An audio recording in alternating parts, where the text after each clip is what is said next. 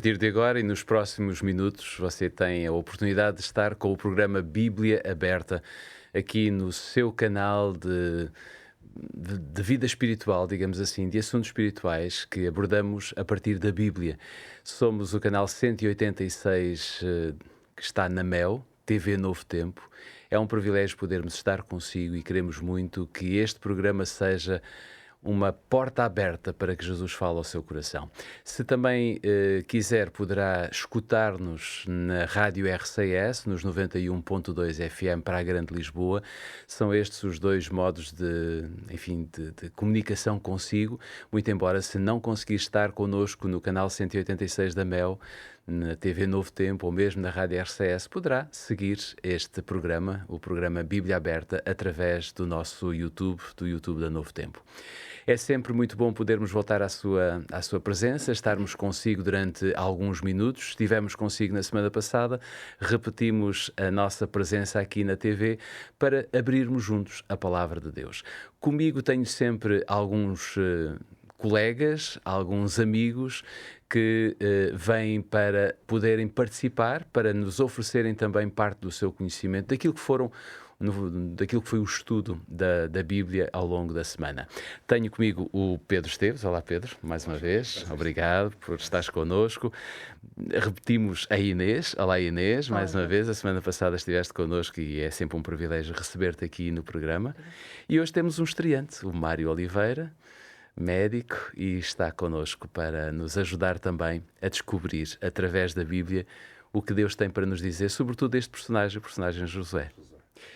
Espero que você esteja pronto para abrir a sua Bíblia. Nós aqui vamos fazê-lo de imediato. Vamos abrir a Bíblia porque é a partir dela que nós vamos encontrar o tema desta semana. E acima de tudo, o tema deste episódio leva-nos até alguns herdeiros da promessa, que de alguma maneira também foram prisioneiros de esperança. E é isso que nós vamos ver. E eu gostava de começar por ler uma passagem que não está em Josué, mas está no livro de Deuteronômio. No capítulo 1 de Deuteronômio, nós vamos ler o versículo 8, que nos diz: Eis aqui esta terra, eu a dei diante de vós, entrai e possuí a terra que o Senhor jurou a vossos pais, Abraão, Isaque e Jacó, que a daria a eles e à sua semente depois deles.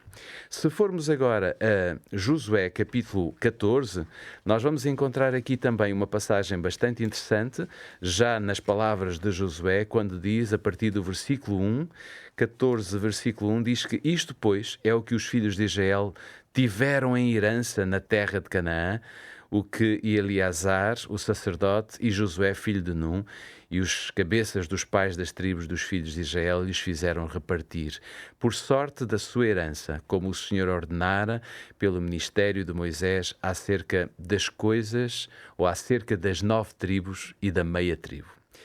Inês, o livro de Josué, sem dúvida que tem sido um livro extremamente interessante de estudar ao longo desta temporada, mas eu diria que tem aqui uma parte que são muitas listas, muitos nomes, tem muitos detalhes da distribuição das terras entre as várias tribos, porque elas eram 12, não é?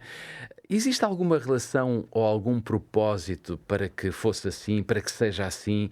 E talvez ao mesmo tempo perguntar-te já se nós podemos dizer que no conceito teológico elas têm razão de existir e por isso nós não devemos deixar de as ler, não é? E ao mesmo tempo retirar delas conclusões importantes para a nossa vida hoje. Sim. É verdade, Jorge, que temos aqui uma lista de heranças, repartições, e a verdade é que a posse da terra de Canaã faz parte de uma promessa divina, porque Deus tinha prometido que eles iriam herdar esta terra, não é? Então não é só uma conquista militar, mas é que um cumprir da promessa de Deus. E nós vemos isto aqui no texto de Deuteronômio, não é? Que nos é lembrado, este texto que acabou de ser lido, e também em Josué temos aqui algo que é destacado, que é a distribuição foi dada e ordenada por Deus, mediada por líderes, sim, sacerdotes e civis, mas não foi algo arbitrário. É sobretudo um ato espiritual que nós temos aqui. Então, porquê tantos detalhes, tantas listas? E vamos ver então que há realmente um propósito, ou alguns. Um primeiro propósito é o cumprimento da promessa de Deus, porque nos mostra que Deus é fiel, Deus cumpre o que prometeu, em primeiro lugar já a Abraão, não é? A Isaac e a Jacó, e agora a terra prometida tornou-se uma realidade para cada tribo. Também temos aqui a ordem e a justiça. Aqui a distribuição foi à sorte, não é? Mas isto mostra-nos também que Deus é imparcial e ao mesmo tempo que é Ele que está a dirigir. Não foram os homens que escolheram, temos um Deus que dirige e cada tribo tem a sua função e o seu lugar. Aliás, deixa-me só relembrar um bocadinho o episódio da semana passada em que nós vimos Caleb a reclamar junto de Josué esta ideia que tinha sido Deus que tinha prometido e ele só vinha reclamar o que Deus tinha prometido, não é? É verdade. E nós vemos isto. A promessa de Deus está a cumprir-se. E Deus distribui. Confiem em mim, não é? São estes conceitos que nós já tínhamos falado um pouco na semana passada. E isto também vai falar um pouco da identidade destas pessoas, destas tribos, porque agora vão ter um lar, não é? Então estão a formar a terra de Israel. Então tudo isto tem um sentido por detrás, não é? E por outro lado, sobretudo este conceito da herança é importante. É um conceito teológico, mas é herança. Deus dá por herança. Então é muito importante lembrar-nos que Deus é um Deus que cumpre as suas promessas. Ele distribui e isto é também sinal da aliança entre nós, entre este povo e Deus. Um Deus que prometeu, um Deus que cumpre. É um Deus que provê e guia também o seu povo. E nós hoje também podemos e precisamos de nos lembrar que temos um Deus, que é o mesmo Deus que cumpriu estas promessas, é o mesmo Deus de hoje. E as heranças, a herança que eles receberam na altura, esta terra prometida, é também a herança que nós estamos à espera da nossa terra prometida que vai chegar e podemos então ter a certeza da vida eterna. Por isso, tudo isto é fundamental para nós hoje. Então vale a pena ler, reforçar estas certezas também na nossa vida. É porque quando vemos este conceito de herança que está muito associado a estas terras, a esta distribuição, precisamos lembrar que ainda hoje é curioso e o ambiente, o contexto social que nós vivemos é tão diferente. Mas ainda hoje o conceito de herança está diretamente ligado ao conceito de filiação. Só recebe uma herança quem tem pais, quem pertence a alguma coisa. Alguém que não pertença, alguém que tenha a infelicidade de não ter pais ou não ter família, não tem herança para receber. Porque é como se está cortado de um passado. A ideia de que, há uma herança que vais receber é um sinal, não é só o valor da terra e do bem material, é sinal que tu pertences a alguém. Esse conceito de pertença, eu vou receber porque tenho um pai, no caso isto estava diretamente ligado a Deus, porque não era geracional, é muito significativo. A ideia de que Deus olha-nos como filhos e, portanto, nós temos uma herança para receber, não é porque merecemos. Porque essa é uma das características. A herança não é uma coisa meritocrática. Ninguém trabalha para ter uma herança. Alguém trabalhou para eu poder receber uma herança. O que quer dizer que a herança é graça. Isso é dádiva de Deus. É dádiva. Por isso há uma mensagem, se quisermos aqui uma ligação teológica, há uma mensagem que é a mensagem do Evangelho, que é a ideia que tu vais receber uma coisa que não mereces. Que é isso que é uma herança por definição. Eu acho que nesta cultura, na cultura hebraica, há também uma outra, e na cultura destas gerações, havia uma outra identidade. A terra identificava, e a terra como dádiva tinha um significado de liberdade. Quando a pessoa tinha terra, quando uma cultura, quer dizer, uma civilização conquistava uma terra, o que é que acontecia aos habitantes? Eram tornados escravos. Portanto, perdiam a liberdade. E, portanto, Deus, ao dar uma terra, também está a dar-lhe uma noção de liberdade muito importante. Muito interessante. É, muito interessante. A Inês falava aqui de lembranças, digamos assim. Pedro, eu acho que nós temos que voltar um bocadinho atrás, Sim. digamos assim, quase que, mesmo ao início, se quisermos. Eu gostava de pegar em 3 passagens de Gênesis, portanto, vamos saltar de Josué para o livro de Gênesis, porque é muito importante. Neste livro nós vamos encontrar aqui como é que tudo começou. E logo em Gênesis, capítulo 2, versículo 15, diz que o Senhor Deus tomou o homem, colocou-o no jardim do Éden para o lavrar e o guardar. Portanto, quando o homem nasceu, basicamente, estas foram as funções que Deus lhe deu. Depois, quando vamos ao capítulo 3, e é verdade que o livro de Gênesis sintetiza muito a história neste tempo e o tempo neste período do início da história universal, mas logo no capítulo 3, versículos 23 e 24, vemos que tudo mudou. Diz que o Senhor Deus, pois, lançou fora do jardim do Éden para lavrar a terra, de que fora tomado, e havendo lançado fora o homem, pôs querubins ao oriente do jardim do Éden e uma espada inflamada que andava ao redor para guardar o caminho da árvore da vida. Logo por aqui, e o Pedro vai provavelmente desenvolver esta ideia, vemos que houve algo dramático e drástico que aconteceu ali no Jardim do Éden. Perdeu-se o acesso àquela terra. Exatamente. Mas ainda antes que possas dar aqui uma pincelada sobre estes 3 versículos, eu gostava de ir a Gênesis capítulo 13, porque em Gênesis capítulo 13 nós vamos encontrar aqui uma outra passagem muito importante, os versículos 14 e 15, que diz que: E disse o Senhor a Abraão, depois que Ló se apartou dele, levanta agora os teus olhos e olha desde o lugar onde estás para a banda do norte e do sul e do oriente e do ocidente, porque toda esta terra que vês te hei de dar a ti e à tua semente para sempre. Vemos aqui um papel extraordinário que Deus desenvolve em 3 períodos desta história. Portanto, a posse e o uso da terra para o povo de Deus, sem dúvida que sempre foi um papel, e já o frisámos aqui, um papel essencial na relação com o Criador, e como vimos nestas 3 passagens, desde o Éden até mesmo às promessas que Deus fez aos seus filhos.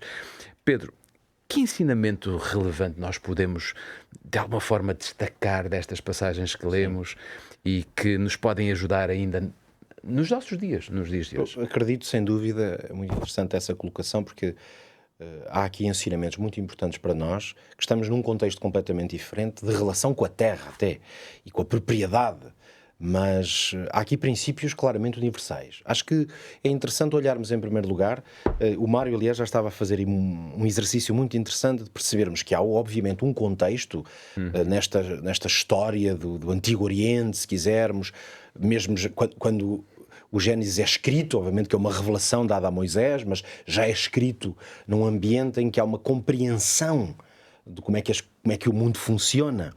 E neste contexto antigo nós sabemos que a posse da terra está diretamente ligada à ideia de sobrevivência. Isso. Esse conceito, aliás, de liberdade. Mas que no caso não é liberdade um pouco como nós hoje entendemos a liberdade, mais como uma conquista mais de autodeterminação. Neste tempo esses conceitos não existiam. Aliás, por isso é que às vezes para nós é muito difícil ler a Bíblia e ver como as pessoas ficavam escravos umas das outras, porque o conceito de liberdade individual e de direitos, da dignidade do indivíduo eram completamente diferentes. Por isso, a leitura que temos que fazer um pouco mais justa desta realidade é que tem a ver com sobrevivência. Se tu não tens uma terra para viver e ali poder obter o teu alimento, a tua água, a tua segurança, o que está em causa é a tua sobrevivência. Por isso é que vejam que isto tem implicações interessantes, porque não possuir terra significa, portanto, vulnerabilidade. Estás exposto. No caso, não custa compreender que naquele tempo era exposto, até podia ser a animais, quer dizer, aos perigos que circundavam. Portanto, tu precisavas de ter uma terra, um povo, uma família. Somos para o tempo patriarcal, como é o tempo de Abraão, não estamos a falar de nações. Nós hoje temos a nossa identidade ligada à terra, é muito por nacionalidade. Por isso é que há estes nacionalismos, não é? Que nós hoje até se vê muito por aí. Estes nacionalismos têm a ver com, estas fronteiras. Neste tempo as fronteiras não eram nada assim. Por isso é que uma família ia conquistava aquele pedaço de terra a outra pessoa. Porque o que está em causa é a capacidade de ser independente. Por isso, ter terra era sinónimo de existência social, de capacidade de existir, como se não existisses sem a terra. Agora, como estamos a falar de um contexto de fé e de um tempo em que a relação com Deus, aliás, Então, particularmente neste tempo bíblico, dos personagens que lemos na Bíblia, obviamente que a relação, no tempo então patriarcal, obviamente que a relação com Deus era direta. E depois vemos isso também ao longo de toda a história de Israel. Claro, Josué já é escrito mais nesse contexto. A perda de terra está ligada ao conceito do juízo de Deus. É por isso que, na verdade, todos estes conceitos ligados a ter terra ou não ter terra, conquistar ou perder o direito a estar numa terra, têm muito a ver, muito mais do que questões políticas ou militares, ou conquistar ou não conquistar, tem a ver com fidelidade ou infidelidade a Deus. Nós lemos o Antigo Testamento e percebemos que o exílio de Babilónia, por exemplo, é um momento-chave em toda a história de Israel, porque ele sempre foi entendido e Deus fez questão de o transmitir através dos profetas, que era uma consequência por terem abandonado uma fidelidade a Deus. Ou seja, se tu escolhes viver nas tuas regras, na tua força, na conquista do que tu achas que é o melhor, então ficas vulnerável à realidade da vida. E a realidade da vida, quando Deus não te está a proteger, é muito mais complexa. Por isso, isso vem desde o Éden, essa ideia de que tu és lançado fora da terra porque quiseste. E aqui, para mim, entra também um elemento muito importante que nunca podemos esquecer, que todo o conceito de juízo de Deus, a manifestação do julgamento de Deus, nunca é por decisão arbitrária de Deus. É o contrário, é a nossa decisão. Portanto, tu decides colocar-te fora do contexto da aliança, Deus vai respeitar a tua decisão. Portanto, ser expulso de uma terra, se quisermos, desde o Gênesis até toda a história do povo de Israel, ser expulso de uma terra significa o quê? Perder bênção. Sair do lugar da bênção. É por isso que também no Antigo Testamento se desenvolve um conceito muitíssimo interessante em termos teológicos e mesmo em termos de relacionamento com Deus, que é as terras ou um lugar é o lugar da bênção. Muito mais importante do que o que significa ter ou possuir uma terra é se aquele é um lugar de bênção. Nós temos muitas histórias na Bíblia, não é? Em que os homens de Deus, num certo lugar, tinham um encontro com Deus. Jacó é muito famoso por isso, não é? Então celebrava ali, ou colocava uma pedra, fazia um altar, tipo, aqui neste lugar fica aqui esta marca de que Deus abençoou-me aqui, não é? Ou como o Ebenezer, até aqui me ajudou o Senhor. Constróis qualquer coisa naquele lugar que te diz que naquele espaço geográfico e físico a bênção de Deus se manifestou. Ora, na mesma direção, regressar a uma terra, por exemplo, ou possuir uma terra, obviamente que é visto como uma restauração de uma relação com Deus ou a restauração de uma aliança. Por isso é que a terra também funcionou em Israel sempre como um espaço de comunhão, que pode ser nacional, se falarmos de uma nação como era Israel, ou mesmo de um espaço de comunhão espiritual. Portanto, a terra não é só um recurso material. Hoje, no tempo que vivemos, que é um tempo de propriedade privada, portanto, nós compramos aquela terra, é um direito, passam-nos um papel, nós pagamos por aquela terra, portanto, é um conceito de uma propriedade privada que nos pertence, é um objeto. A terra, nesse aspecto, cada pedaço de terra, não é? Nós medimos-lo no tempo em que vivemos, sobretudo nas cidades, nós medimos isto em metros quadrados, não é? Porque o metro quadrado é tão caro, ainda por cima, não é? Há bocado comentávamos aqui isso, antes do programa começar. Nós em Portugal, então, vivemos muito hoje em dia este drama, porque a terra é muito cara, não é? Então, aquilo é quase que dava para ser ao centímetro quadrado hoje, não é? Tal é o preço. Então, a terra tem mais esse valor, é um objeto comercial. Eu posso comprar um carro, posso comprar um bem qualquer, uma roupa e compro terra, não é? Ora, neste contexto em que estamos a viver, a terra não tem esta dimensão de propriedade privada. O que significa que a terra é mais um espaço de comunhão. Portanto, é comunhão com Deus, porque naquela terra eu sirvo a Deus, Deus me abençoa-me. É comunhão fraterna, porque sou eu e os meus irmãos, posso ser eu e o meu clã, somos para o caso de Abraão, por isso Deus diz-lhe, tu e a tua família vão para aquela terra, vão herdar aquele lugar e ali vão ser abençoados e vão ser uma bênção para todas as pessoas. A minha última nota é para dizer que nós hoje, curiosamente, eu já estava a falar um pouco desta questão de propriedade privada e tudo isso, mas há uma outra questão que eu acho que é mais atual, que é, nós hoje vemos a Terra, quando falamos de Terra, por exemplo, hoje pensamos até mais no planeta. É a Terra enquanto este grande planeta que nós somos convidados a proteger, porque também destruímos ao longo dos séculos, não é? E é curioso porque esta visão um pouco ecológica que hoje falamos muito, ela está totalmente em sintonia, curiosamente, com o plano original e com os textos que há pouco lias em Gênesis, porque o plano original de Deus é um plano ecológico. E é ecológico em que sentido? Porque nós não somos donos da terra, somos mordomos da terra. Isso é muito importante, esse conceito. Esse conceito de que estamos a cuidar de uma terra. Então, temos, por um lado, um conceito muito privado de que eu comprei este pedaço de terra, é meu. Mas quando olhamos para a terra como um todo, todos percebemos que se nós não tivermos alguns cuidados, vamos perdê-la todos.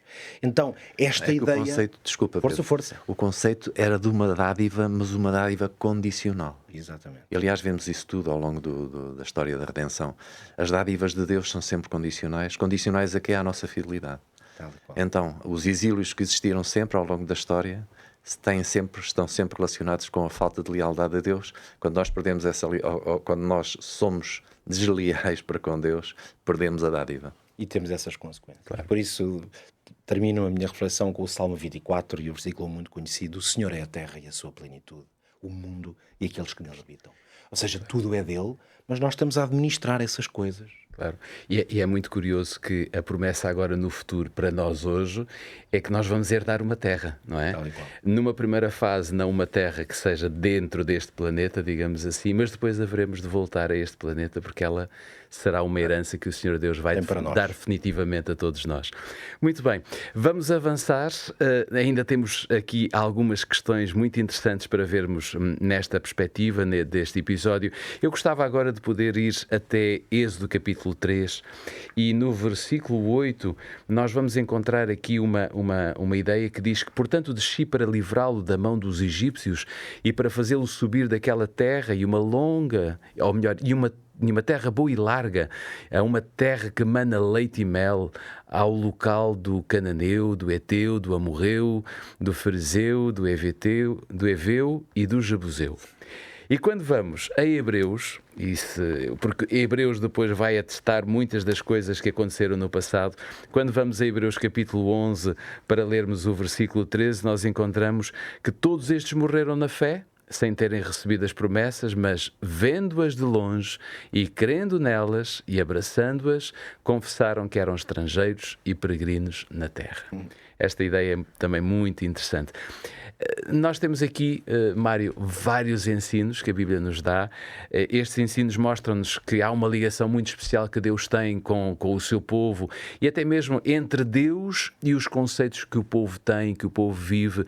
E o povo sempre foi e sempre será a menina do olho de Deus. Nós não podemos nos esquecer desta ideia. É o próprio Deus que nos dá esta ideia e por isso é que Ele também nos promete uma terra, enfim, muito especial.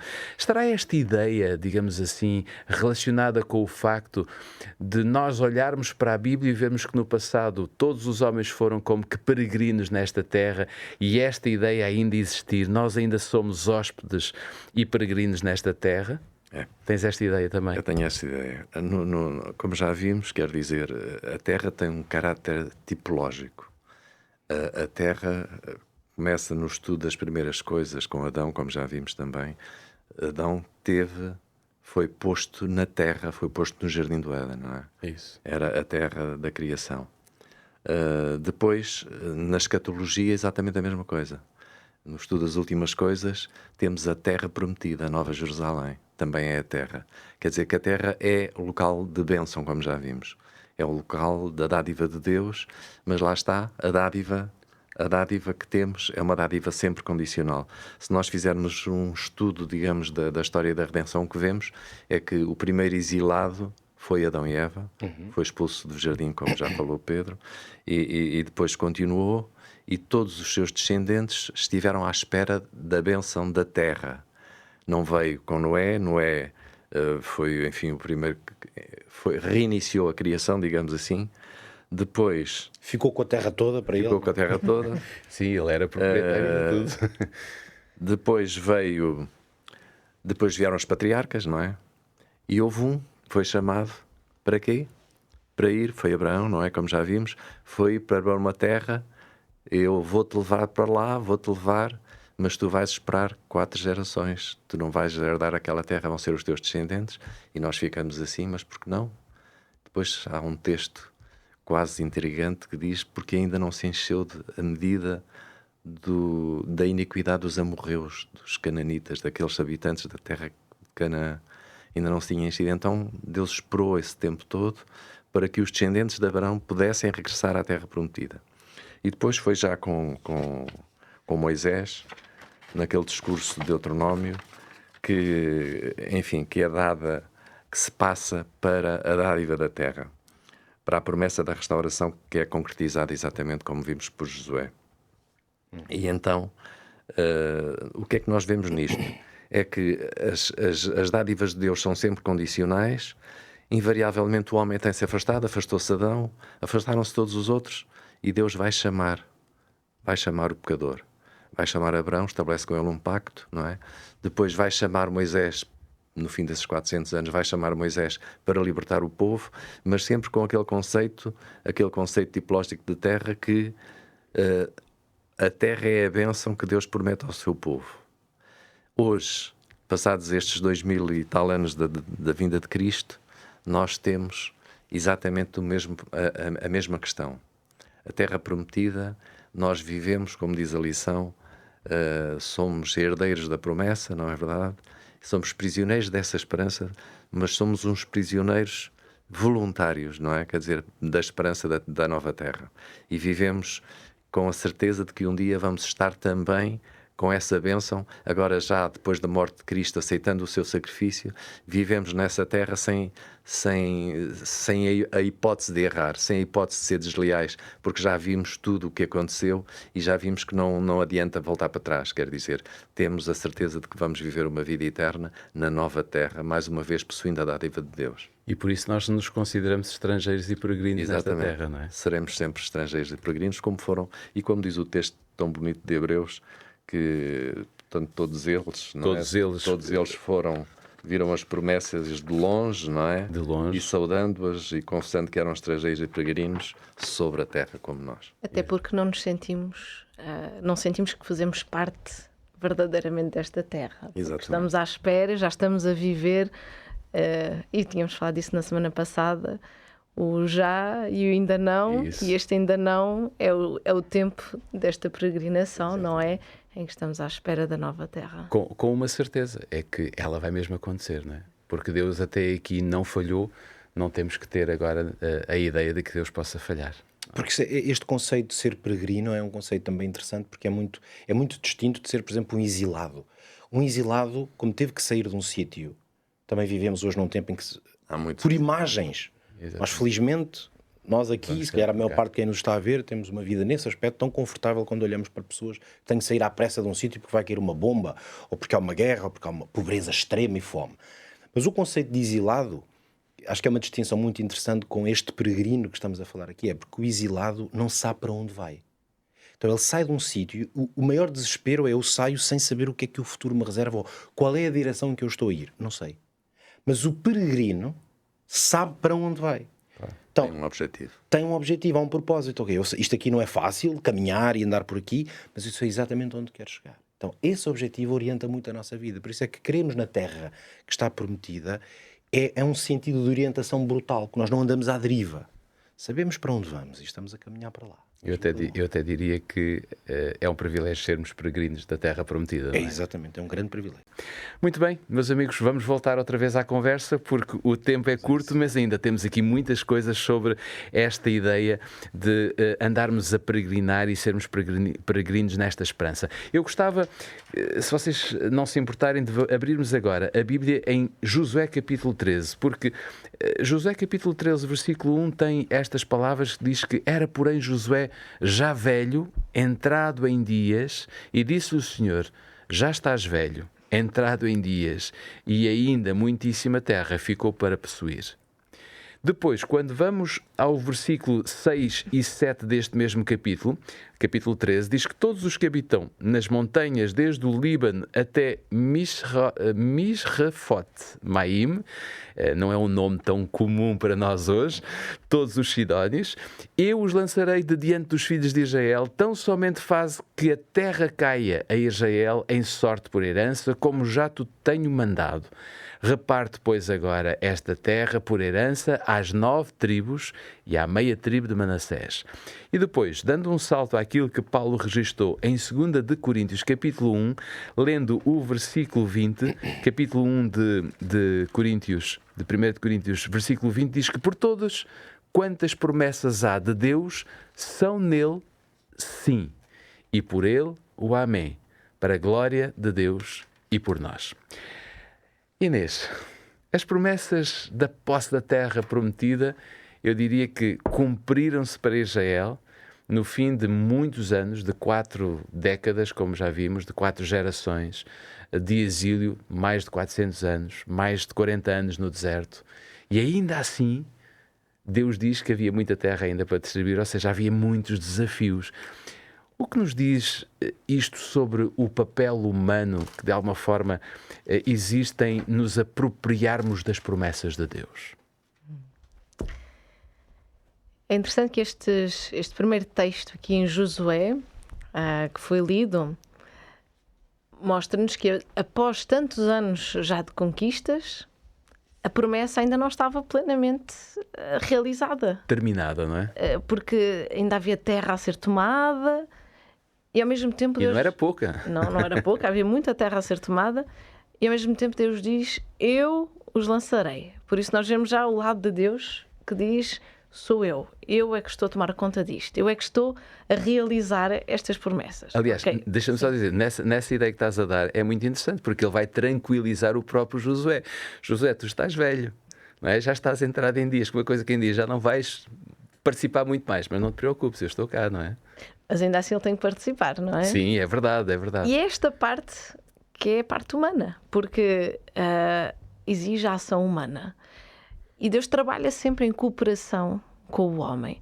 Não trabalha sozinho e nós não podemos trabalhar sozinhos também. Assim, há sempre este trabalho de equipa que Deus quer, porque Deus é um Deus de relação e quer que nós aprendamos também a viver em relação com Ele, mas também com os outros. E aqui Deus vai dar a parte de Josué, que ele também vai ter ainda de repartir as coisas, vai ter de trabalhar ainda um bocadinho, apesar de ser já idoso. Se calhar não da mesma maneira, mas Israel vai ter de continuar a lutar de alguma maneira, não é? E aqui em Coríntios, nós vemos também que Paulo nos diz que as promessas de Deus vão se cumprir em Cristo. E os crentes que dizem amém, na verdade, o que é que isto significa? Que estão a responder com fé e obediência para que Deus seja glorificado. Então, o que é que isto nos ensina sobre o papel humano nas promessas de Deus? Em primeiro lugar, mostra-nos que nós, como seres humanos, precisamos também de nos esforçar de alguma maneira, de termos fé e confiança. Quando Deus diz, eu os lançarei, eu tenho que confiar nessa palavra de Deus, não é? É o meu papel também. Às vezes nós queremos fazer muitas coisas, queremos ter uma ação enorme, mas Deus às vezes diz somente, confia, sou eu que vou lutar no teu lugar. E, por vezes, isto parece-nos pouco, mas é o muito, porque é a confiança suprema naquilo que Deus diz. Este caminhar, este lutar, este obedecer. Ainda assim, temos a nossa responsabilidade de obedecer, de cooperar. Também nos mostra, estes textos mostram-nos que as promessas de Deus às vezes podem demorar tempo a serem cumpridas. Falamos em 400 anos, mais 40 anos, e vamos voltar aqui à perseverança. Ou seja, elas cumprem-se não no nosso tempo, mas no tempo de Deus, Exatamente. não é? E Deus quer nos ensinar tantas coisas através deste tempo de espera, sobretudo a paciência, não é? Porque precisamos de aprender a viver no tempo dele e não no nosso. Isso não é fácil para os seres humanos. Nós queremos que as coisas se passem no agora, imediatamente, quando eu imaginei, e não daqui a 300 anos. Bom, isto também é culpa deles, não é? Algumas, não os 400 anos, mas aqui esta parte do deserto já não é da responsabilidade inteira de Deus. Mas, ainda assim, foi um processo e eles tiveram de confiar nesta caminhada até chegarem à terra prometida, não é? E depois temos a parte, Deus age, convida-nos a esperar, Josué vai agir, vai organizar, então temos também a nossa parte, como já tínhamos visto. E nós na nossa vida também pessoal, na nossa caminhada cristã, e o resto da Bíblia, não é? Vai-nos fazendo sempre promessas. Deus promete-nos dar a sua paz, a direção, mesmo a promessa da vida eterna. E E nós precisamos, hoje, de também exercer esta confiança, de viver uma vida submetida à vontade de Deus, sabendo que Ele dirige. Estas mesmas lições e experiências de vida que o povo estava a experimentar e a aprender naquela altura, são as mesmas que Deus quer que nós possamos aprender, porque isto só nos vai enriquecer em matéria espiritual. Vamos ter uma vida pacífica, porque se eu confio em Deus, eu sei que Ele toma conta de mim, eu sei que Ele tem a minha vida, ou que eu tenho a minha vida nas suas mãos, e eu sei que tipo de Deus eu tenho, porque se eu confio neste Deus, eu sei que é um Deus que libertou, é um Deus que me ama, é um Deus que tem projetos para mim. Então, como uma música que eu gosto muito diz, pode cair o mundo, mas eu estou em paz. E eu acho que é esta a bênção maior que Deus tem para nós. Apesar das circunstâncias, como é que está o meu coração?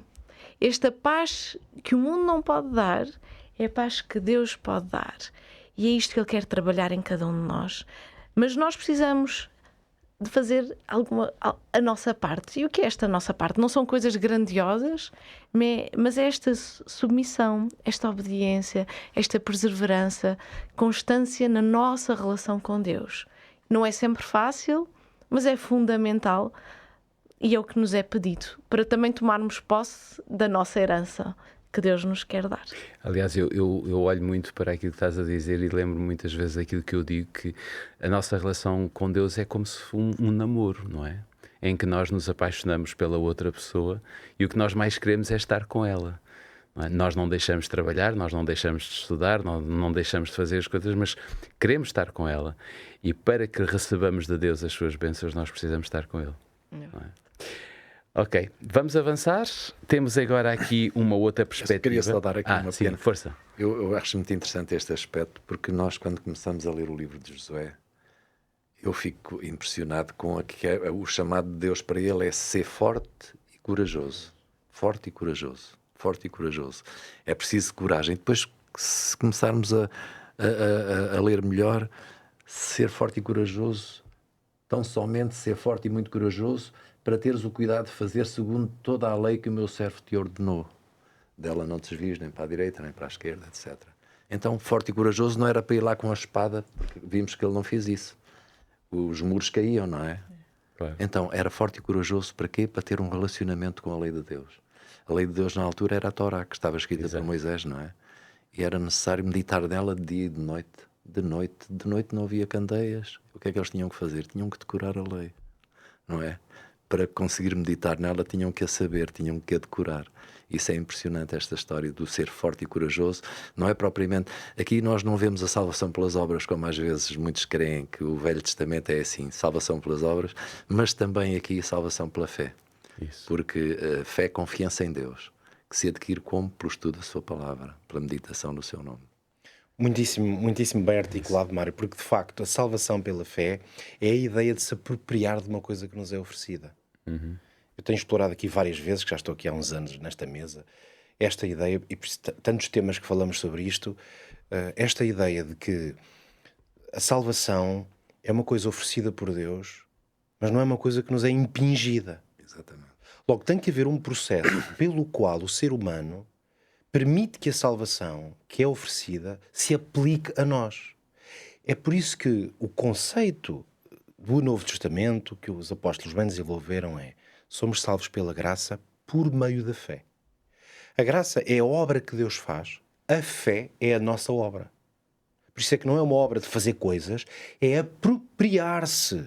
Se eu não tiver fé e não quiser que isto tenha operação na minha vida, não vai operar. Então, apropriar-se é uma coisa extremamente importante. É a essência do nosso trabalho. É apropriar-se do que Deus fez.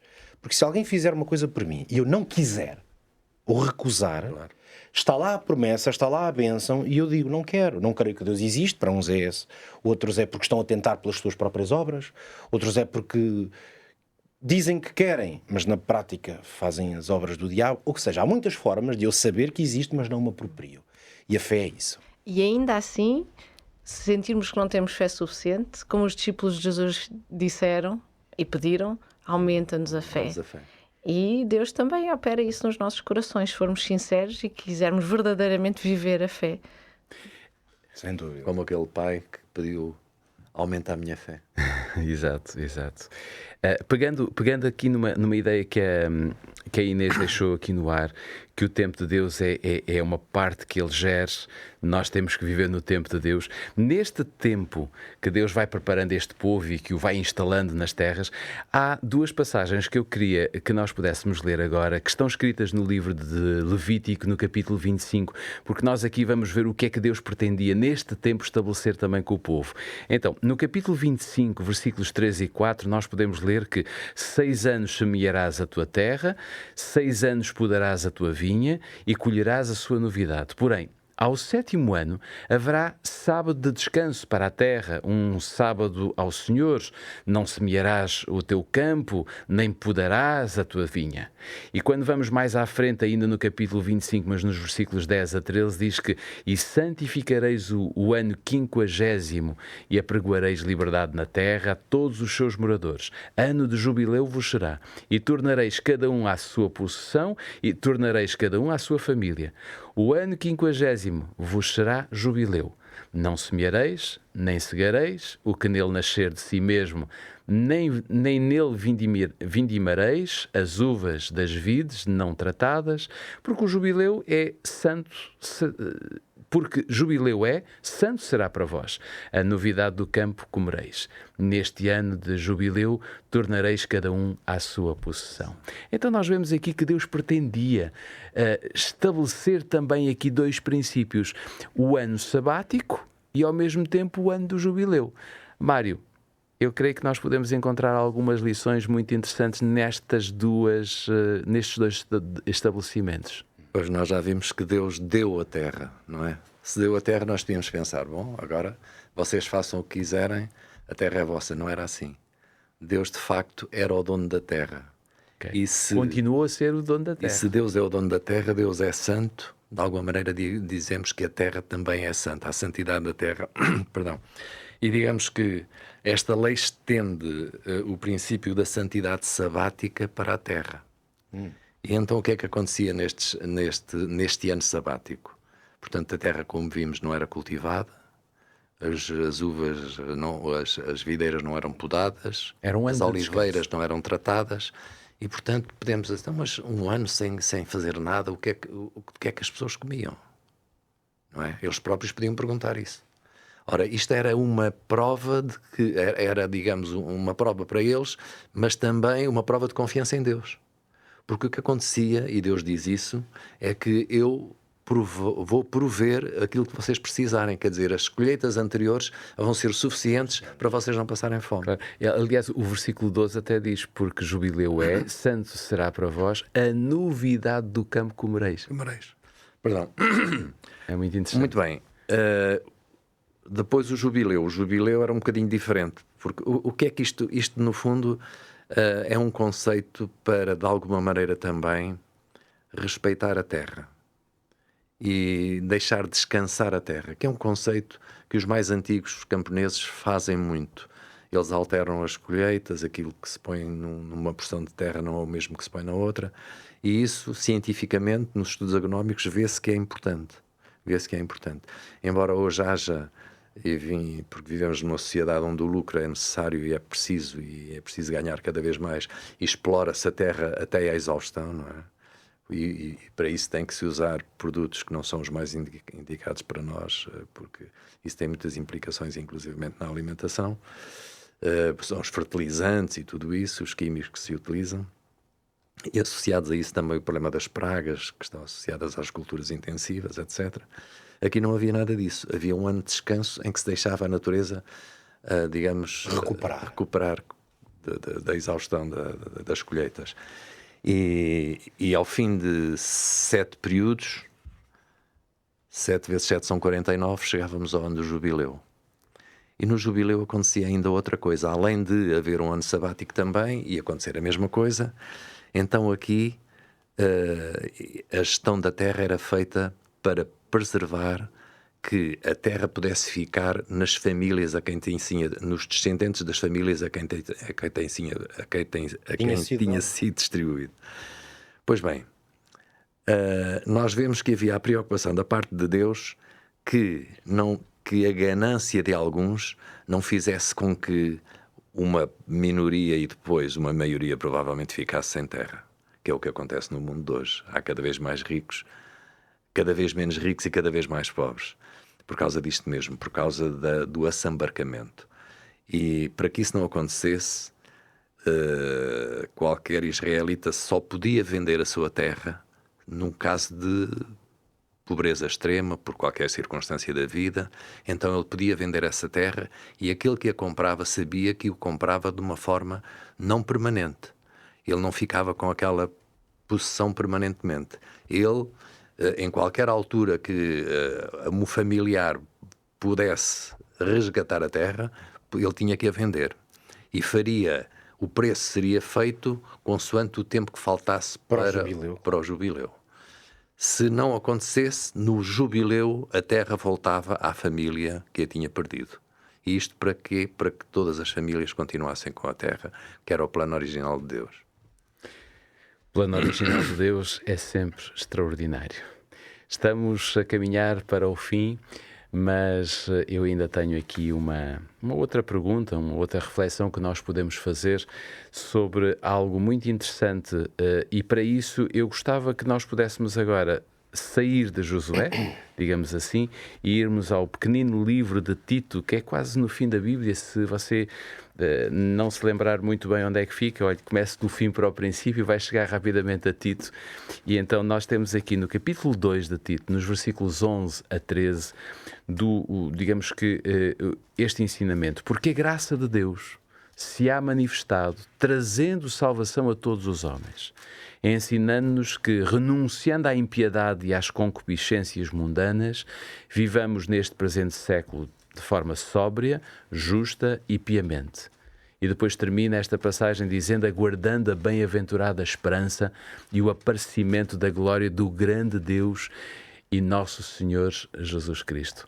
Pedro, eu diria que para Paulo, nesta carta que ele vai escrever a Tito, não há dúvidas, não é? Existem mesmo certezas que dar-se-á esta bem-aventurada esperança, digamos, esta promessa do aparecimento da glória do grande Deus, que também é o nosso Senhor Jesus Cristo.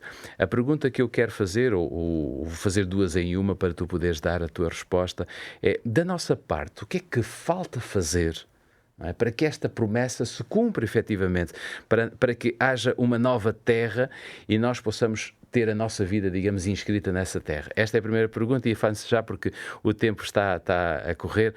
Já aqui falámos num outro episódio de escolhas, digamos assim, e eu volto a considerar esta questão. Os nossos confrontos, aquilo que é a nossa vida, as nossas escolhas, têm elas de estar alinhadas nesta grande verdade que a Bíblia nos apresenta? Sim, gosto especialmente desse verbo que utilizaste aí, que é estarmos alinhados. Uhum. E de facto a salvação e a obtenção desta promessa maravilhosa de uma nova terra tem muito a ver com o nosso alinhamento. Sim. Ou seja, nós não vamos conquistar esta terra pela força. E neste sentido nós temos um paralelo absolutamente extraordinário com toda esta experiência que vemos no Antigo Testamento. Temos falado tanto disso aqui a propósito do livro de Josué, porque o povo não conquistava as coisas com base na sua capacidade militar ou outra, porque nem sequer a tinham, não é? Então essa conquista era feita com base num alinhamento com a vontade de Deus. E é interessante porque a nova terra e estas promessas que são escatológicas, são promessas que têm a ver com os derradeiros acontecimentos e o final da história desta terra como nós a conhecemos, para recebermos aquela herança extraordinária, tem tudo a ver com a forma, precisamente, como nós nos alinhamos.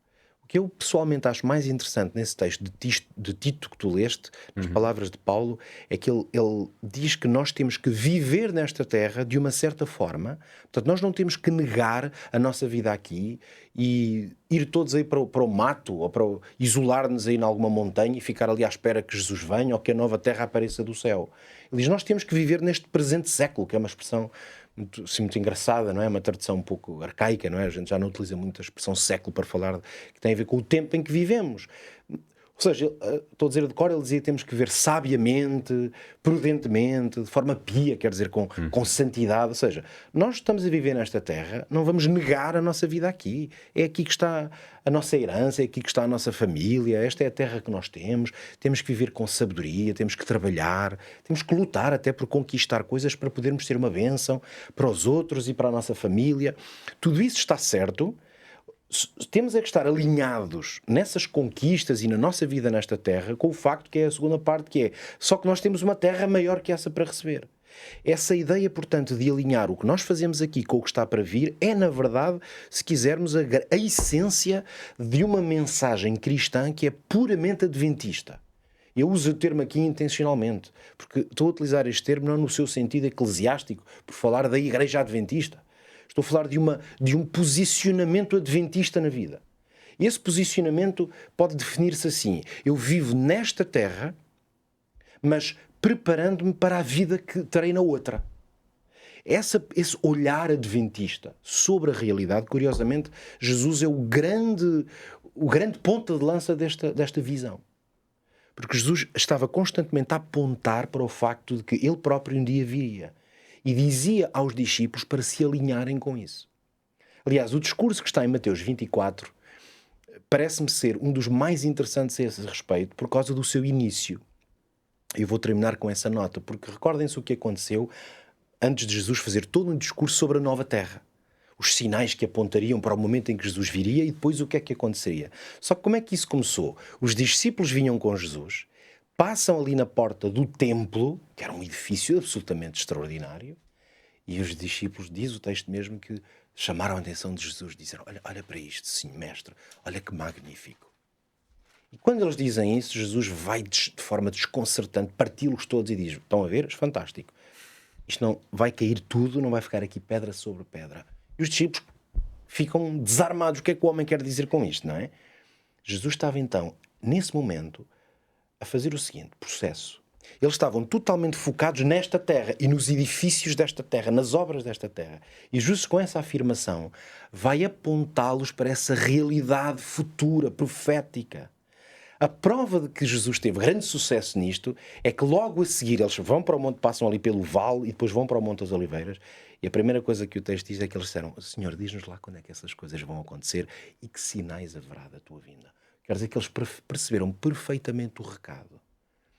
O que eu vejo nesse texto, nessa pequena história, é Jesus a apontar-lhes o olhar para o que há de vir. Não para o que já aqui está. E é nesse sentido que o olhar de Jesus é profundamente adventista. Está sempre a dizer: não olhem para o que está, é para o que há de vir. Tal como os anjos depois disseram aos discípulos quando viram Jesus subir e diziam-lhe assim: vocês estão admirados a olhar, mais uma vez, para o que está a acontecer aqui.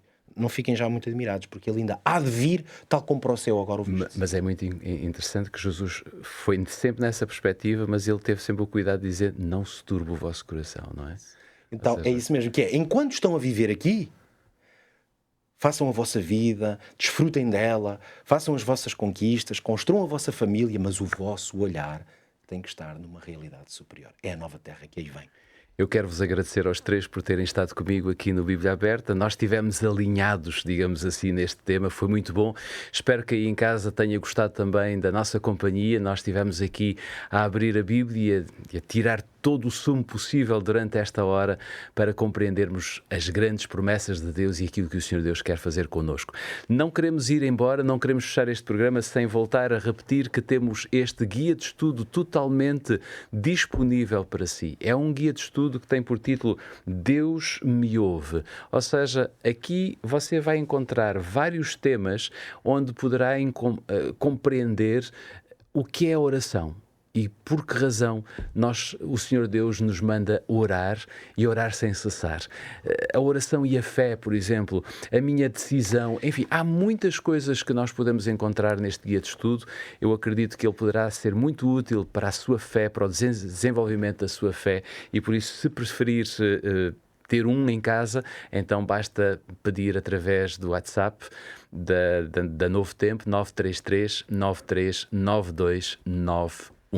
Este é o número de telefone para onde deve pedir este guia de estudo.